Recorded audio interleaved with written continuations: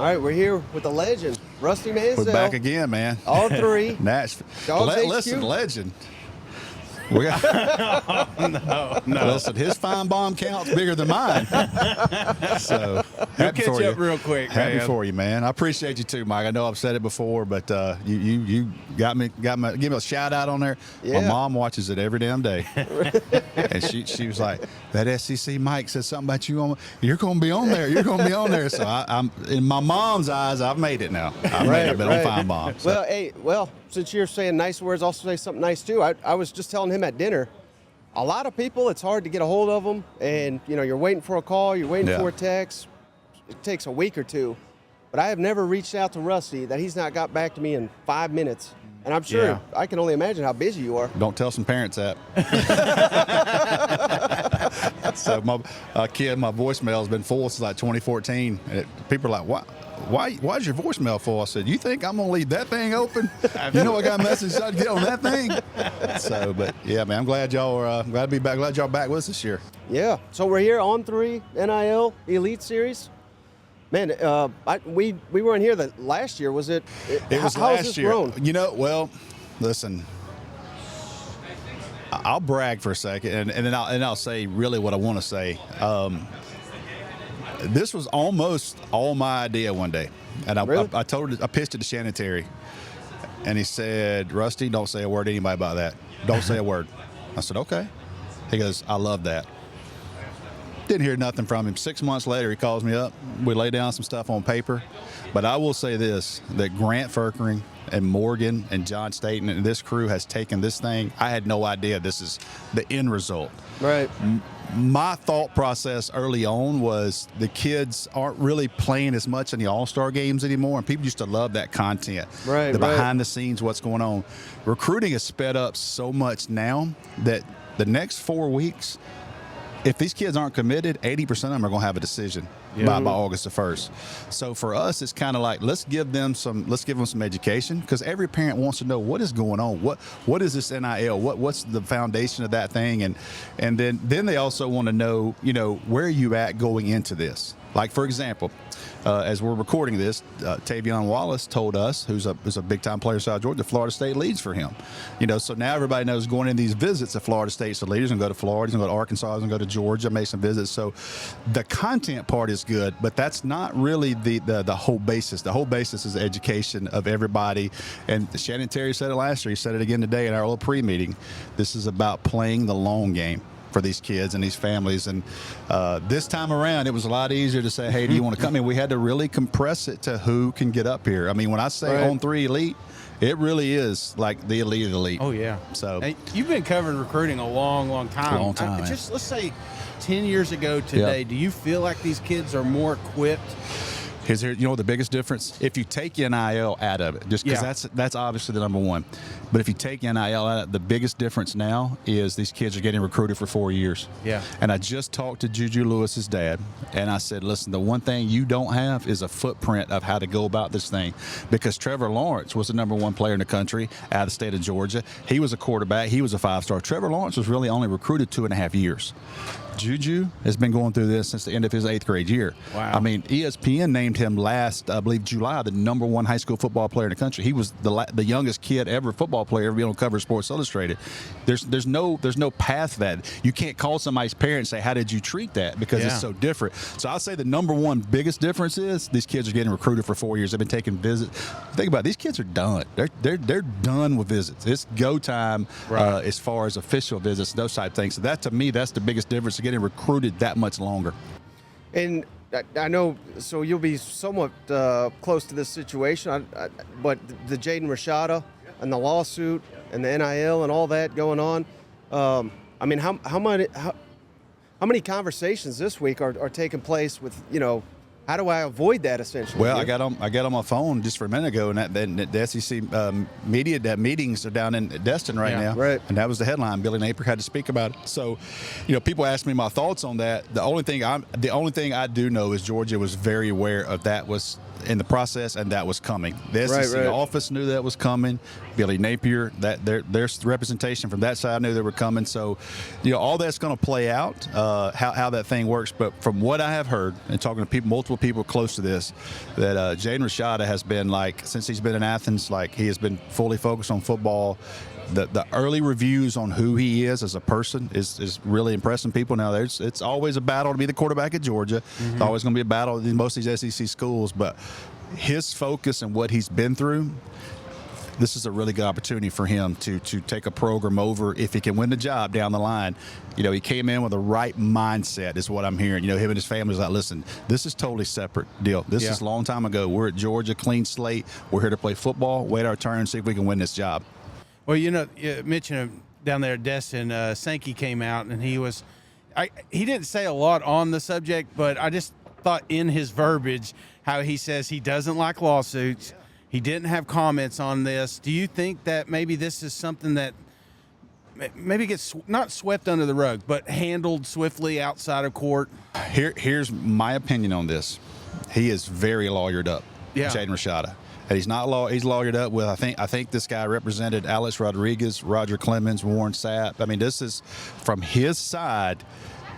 To me, it looks like this is a full out, and this is the one thing I kind of knew about that. Jaden Rashada was the first recruit that really had an agent and representation. Yeah. And I, you know, you start thinking, man, that's kind of prima donna stuff. Now it's the norm. Yeah. Half these kids here have agents now. Yeah. So those conversations that took place, and only those people know what conversations took place. It was almost the first time that a university had dealt with an agent and dealt with a kid like that, and somebody else was outside representation representing a high school athlete. So there's a lot that's going to play out in court, but I do know from what I look at from the Rashada side, they're lawyered up big time, and you can rest assured that Billy Napier is very lawyered up. So as you say, swept under the carpet, I don't know how that's going to play out. I mean, there's, you know, you got two alpha attorneys, and neither one of them probably want to take an L, so we'll find out. You know what I mean? A lot of money involved. Are you seeing any type of regulation on these agents? Because I've always wondered, you know, when the NIL hit, at what age are these kids getting contact with maybe some slimy agent? Do y'all know who's speaking here tomorrow? Who's that? Jimmy Sexton. Really? Oh. Jimmy Sexton is going to be in this building right here tomorrow as representing CAA. He's the #1 agent in the world. Yeah. That tells you, you know what I mean? Yeah. So I had a call, won't say his name. I had a call from a quarterback parent that I would say everyone kind of knows. And his dad asked me last week, what's your thoughts on agents? I said, I'm not in your shoes. I have no idea. You know, you need to talk with someone to go through a parent or somebody that's done it. But, you know, all this stuff, the last week or so, all this stuff is so groundbreaking. Like, I don't know what's going to happen to collectives. Right. You know, it's going in-house. What's that going to do? How does contracts work? You know, and it's really, I don't think people understand what happened last week. Like, it changed college football forever. Yeah. It changed college football, and everybody has an opinion on it. And this is what I try to tell people to calm down.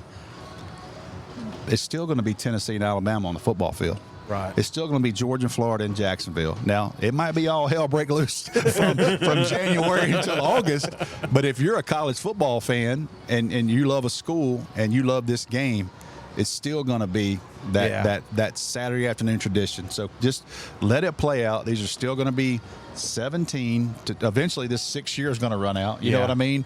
It's going to be 17, 18 to 22-year-olds playing football, the sport that we love. So we could really do 6 hours on all the changes and what's going on. And I think people are so confused about it. I go back to think about A.J. Green got suspended for 4 games for a $1,000 jersey.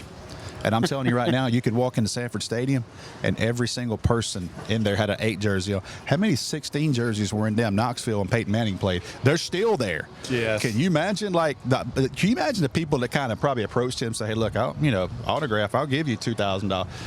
100,000 people had 16 on. You know what I mean? Can you imagine him in NIL back in the day? So, you know, it's all playing out. But I caution everybody to understand that, hey, it's still going to be college football. Might be a little crazier off season, but you're still going to enjoy your fall Saturdays. Yeah, we may be the poorest people at this event. A hurricane coming through here. I bet it's a good win. What? I don't know if you've heard this, but everybody looks at Nick Saban retiring because of all this. But I've been told, I don't know if you've heard this, but because he beat Kirby, because Georgia's program has essentially surpassed Alabama, He was trying to keep him from winning 3 in a row, and because that's something Nick Saban could never do. And I was told right after they beat Georgia, that's when he decided he's going to retire. What would you say to that? I think I don't know Nick Saban. I know a lot of people that know him closely, and he's wired different than anybody probably that's ever coached college football. And he was going to go out on his terms, and he did the day he retired. He didn't tell anybody until he was interviewing coaches at 1 o'clock, and at 3:30 the dude was done forever. You know what I mean? So there's a lot of speculation. I know that Kirby and Nick Saban, that Nick wanted to just beat his ass. And Kirby wanted to beat his ass, for lack of a better term, just because of who they were. But the respect, when you hear Kirby interviewed about Nick Saban, you can hear it in his voice. Like next time you hear Kirby Smart at SEC Media Days when he talks about Nick Saban, watch him slow down and put something into his words, and that tells you the respect he has for that guy, and stayed with him for a long time. And it wouldn't surprise me, because there was some rumors around. Every year there was rumors. Every year there were rumors. Every year. But I think he went out on his own terms. And my personal opinion, the landscape of college football, he probably was like, you know what, somebody younger needs to handle this. Right. I can't have my second string wide receiver threatening to leave if I don't pay him more. You know what I mean? And that's probably what he was facing. And he's like, you know what, somebody else can handle this. I've laid the biggest footprint of all time on college football. I'm going to the beach. That's not a bad damn thing to do. You know what I mean? I'm going to take my Mercedes and I'm going to South Florida. I'll never forget what you said last year. You said if you want your grandkids to hang around, you better have a body of water near you or a boat. Stacey Searles gave me that. I'll give credit. And from what Stacey Searles told me, Mac Brown said, so if you want your grandkids to hang around, you better have a body of water. It better be a pool, it better be a lake, or it better be a beach. Yeah. And right now, I got like a plastic tub out back. I don't have any grandkids yet, thank God. And girls, if you're watching this, take your time. But Stacey Searles has a lake house in Alabama. And his daughter, by the way, Taylor Searles, she's the director of recruiting at Texas. I don't know if y'all know that. No. Yeah. So somebody sent me a picture this weekend of Stacey Searles' house. And we'll say for the Georgia flag's on top, but the second flag flying is the Texas flag at his house. Really? So, it's representing his girl. But she does a good job. I've met Taylor a couple of times, but she's the director on campus recruiting at Texas. So, like father, like daughter there. Now, that being said, though, Georgia, are they like the new Alabama? Whereas, and what I mean by that is every year going into the year, they're probably the favorite to win it all. I think somebody has to take that role over. I think Georgia's roster is built for that, especially this year. Yeah. They got a lot coming back. Carson Beck's decision to come back was huge. And I do think, I wouldn't say that's the lazy take. I think it's probably the right take to look and say, whose roster hasn't taken a much hit in the 85 Georgia roster there. Alabama took a few hits. Obviously, when you lose somebody like Caleb Downs, that's a hard one to take. I think the roster retention in Alabama was really good. I think Ohio State did not mess around. Ohio State not only did good in the portal, they had roster retention, keeping those guys. I couldn't believe Travion Henderson came back. Yeah. I would love to know that deal because Travion Henderson might have been the first back off the board. You know what I mean? And he stayed at Ohio State, and kudos to them, man, because they got it done, and they did really good keeping a lot of key players. I think because they're kind of out of our footprint, I think our neck of the woods, I think Georgia's probably the easy pick to say they got the Alabama, maybe the off-season buzz. One last thing on Georgia for me. You talked about rumors earlier, and which one do you think would be more likely? Kirby retiring as a Georgia football head coach and just walking out to the sunset, or maybe taking a chance going to the NFL? I think Kirby retiring as a Georgia football coach. He loves golf. He's a big family guy. He's got a son in the 6th grade. Now, I will say this. He's got a sophomore son, his set of twins. The sophomore son is a really good tennis player, like plays Southern National stuff. Yeah. I believe he just played in the state championship in Georgia as a sophomore. His youngest son, Andrew, is Kirby made over. And that's the one you always see in the locker room, and got in trouble at Tennessee. I think now, there was nothing official, but they played Tennessee, gets into whatever happened on the sideline. The next week, he's in the stands at Georgia Tech. I'm not sure if Mama gave him a 1-game suspension, but he was not on the field for Georgia Tech. And that happens to the best of us, man. Sometimes Mama says, Yep. You're in timeout. That may have been the case. Don't know. But he's a really good athlete, and I wonder, 5 or 6 years down the line, what does Kirby do with him, like playing football and stuff like that? Does he say, hey, I'm gonna watch my kid play? And those guys like Saban and Kirby and all these guys, Heupel, and they're just wired to do this, man. Right. They don't cut grass, man. They can't start a damn green egg. They can't cut grass, They can't change a car tire. I mean, they're just not wired to do that, And I think the biggest thing I talk to coaches is how to it's almost like being in the military and going in the civilian world. Yeah. Like, how do you engage in that world when there's not that controlled chaos of college football all the time and recruiting? And, eventually, though, there's not going to be these Bobby Bowens and Nick Sabans. That's not going to happen. These guys aren't going to coach in their 70s. There's no way. No way. You can sense that when he talks. No way. Yeah. No way. So, but I think Kirby he'll wind up playing golf somewhere at some point, chilling. And, we'll see. Who's the of all the prospects scheduled to be here? Who's the best that you have personally seen? That's here. Yeah. I would probably say David Sanders, and because I'm such a O-line guy, there's some great quarterbacks in there. I haven't seen Bryce Underwood in person. Obviously, he's the #1 player in the country, and everybody loves him.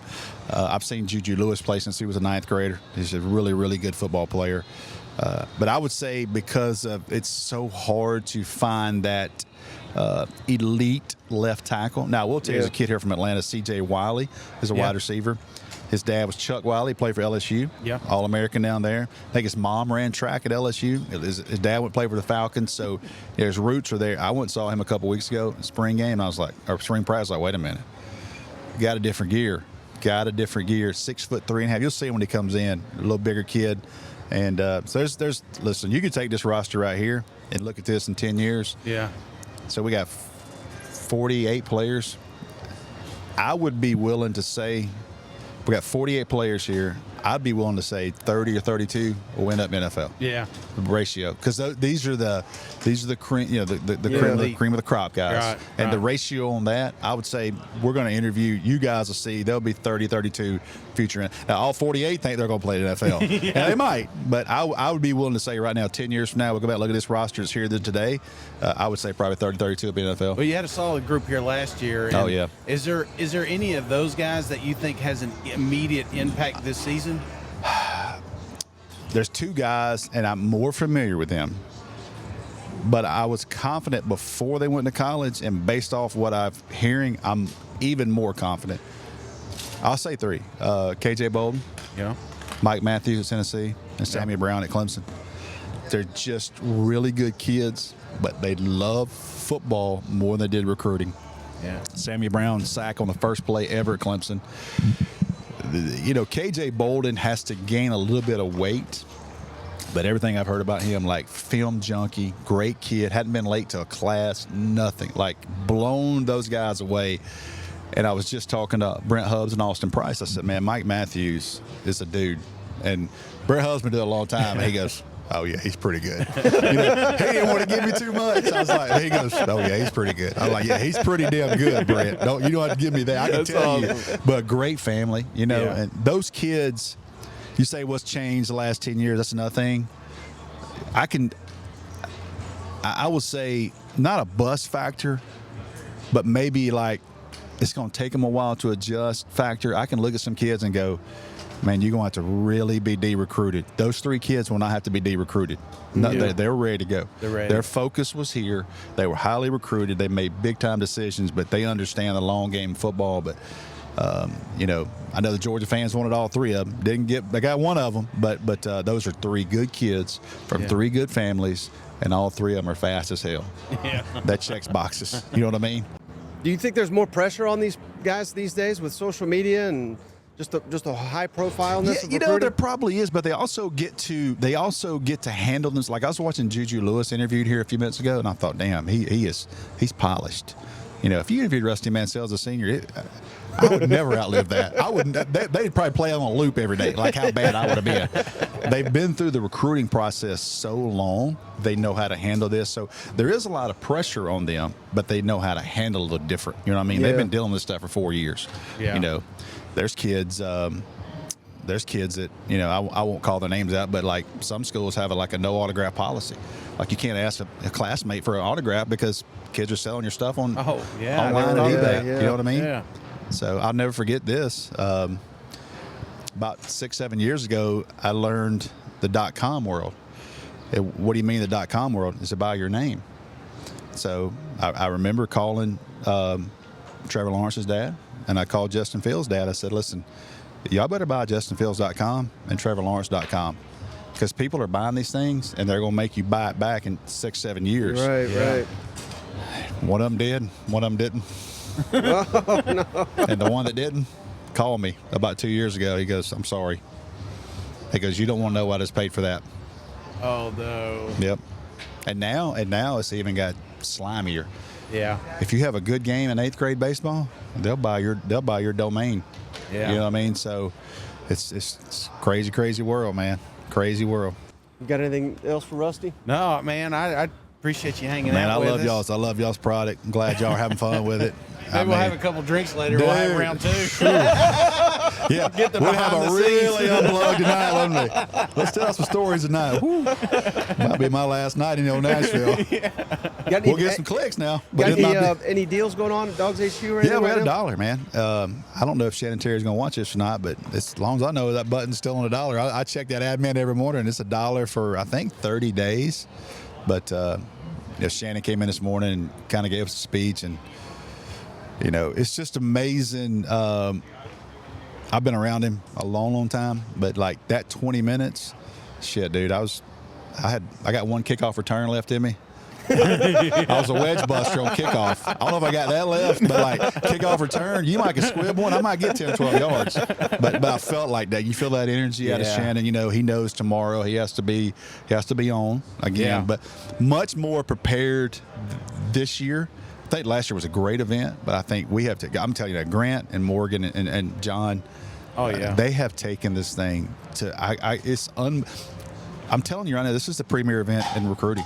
Yeah. This is the event.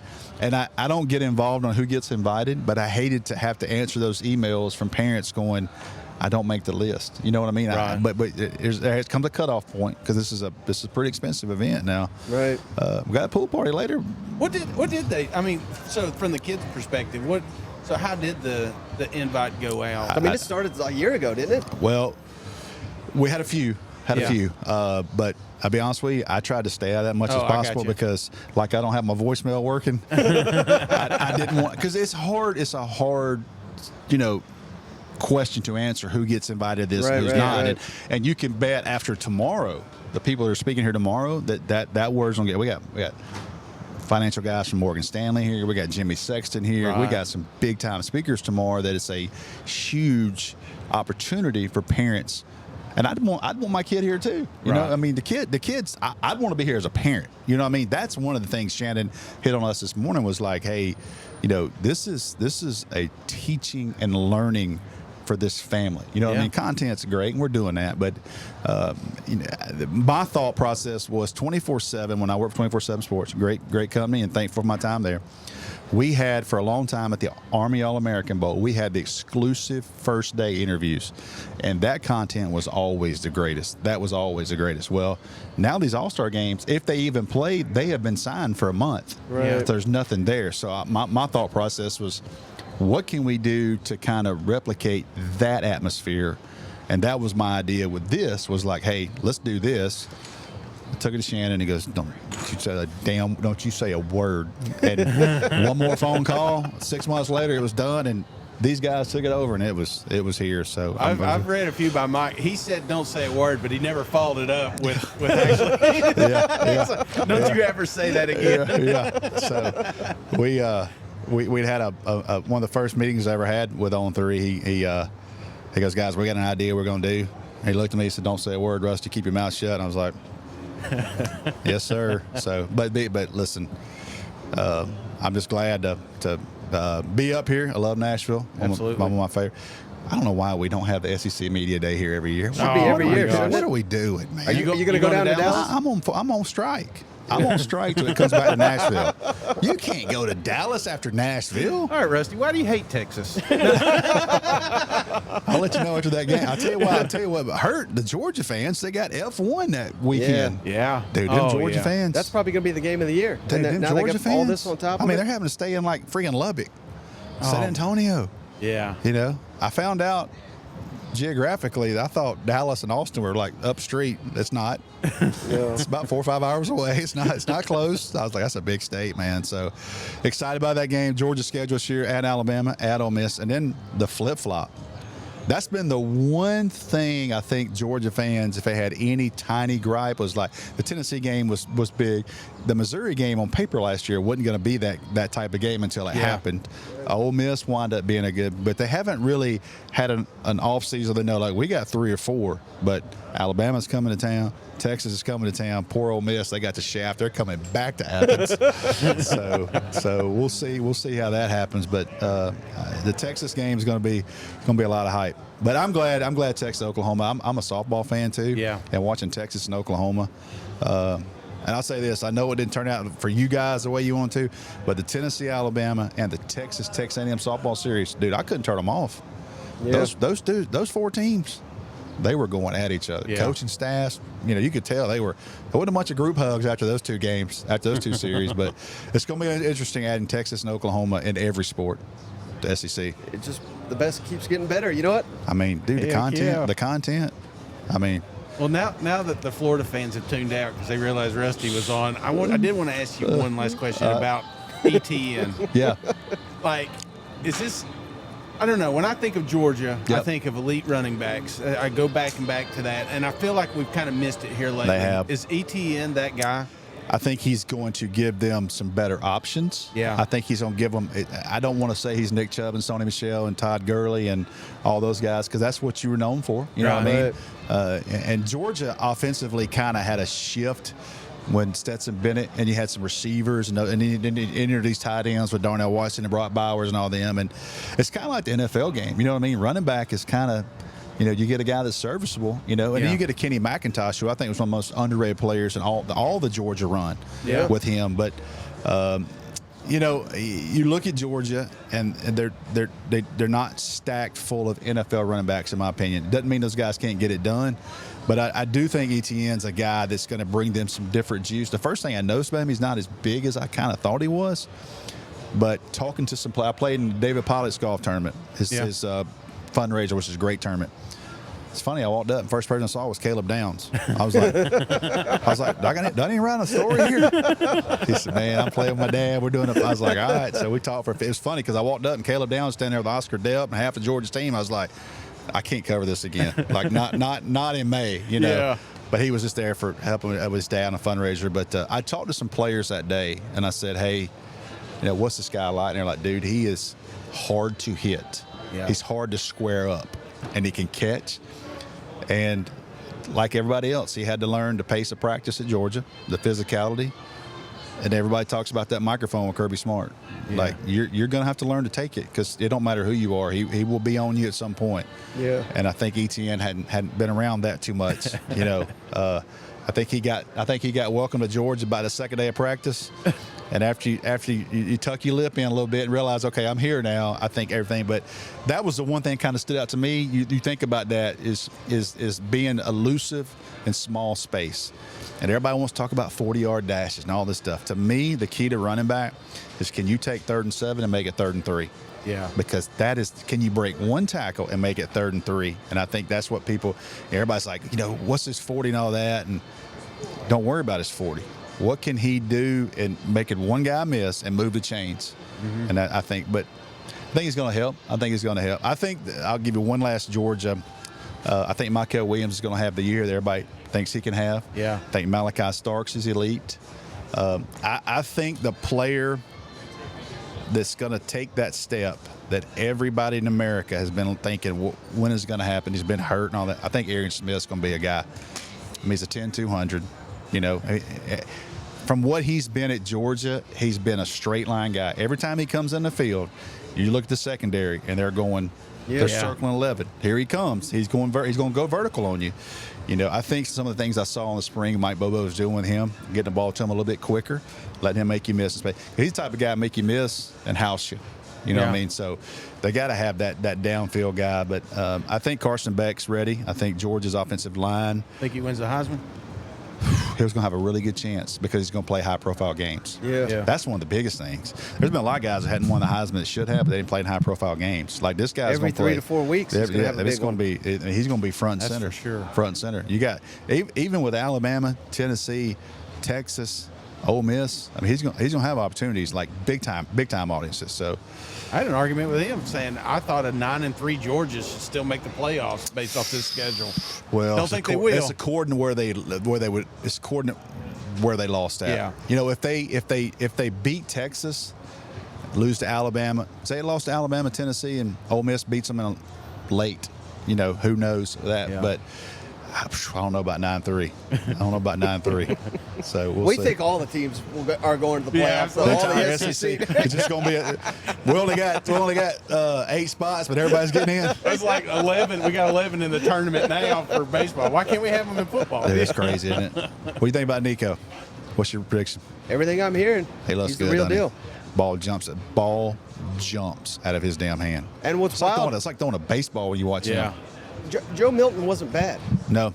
He was probably 6th or 7th best quarterback in the SEC last year, and they still won 9 games. Accuracy to me was small. The intermediate throws. You know what I mean? Because people would man him up and make him complete it in a tight window, because he could throw it 60 on you. But like to me, the growth for Tennessee is going to be that intermediate accuracy, because how quick they get rid of the ball and the formation. They stress you so much formation-wise. I tell all these young kids, I'm like, go watch Tennessee and look at their freaking sets. They line up outside the numbers. Yep. Like, it's the craziest thing you've ever seen, you know, and you got to be able to handle that. It's so quarterback friendly, because the defense has to dictate what they're going to do. And the biggest thing I had with Joe Milton, I don't know how to say it well, but it's like it was almost like awareness, football instinct. Yeah. It was just decision making. He was hesitant, always hesitant. And when Nico got in there right away, he against Iowa, it's not like he threw it all over the yard, but he knew when to run, he knew when to pass, and every time they went to the red zone, they scored a touchdown. There were several 3rd and 5s you could pause and say, if Joe would just tuck and go, we're moving the chains. The same thing that people knock Justin Fields for, they say he wants his eyes to be open, like he wants to see you open before he throws, was kind of the vibe I got with Milton. Yeah. You know what I mean? And not trusting yourself to throw it open, because everybody knows Justin Fields has got a cannon, and Joe Milton damn sure got a cannon. You know what I mean? You got to trust that sometimes. And I'm not the NFL expert, but things I read about Justin, it kind of made sense to me. Like, he wants to see you open. In NFL, nobody's open. My favorite saying all the time, Steve Young said, he went from college, BYU, he said, man, everybody was open. He goes, I got the pros and not a damn soul was open. He goes, I took a snap, everybody was covered. I was like, what are we doing? Everybody's covered, you know? So you have to, that's a totally different game. But, you root for a guy like Joe Milton. You know what I mean? He did the right thing. He stuck around. You root for him. Just like Stetson Bennett, man. He's been through a lot.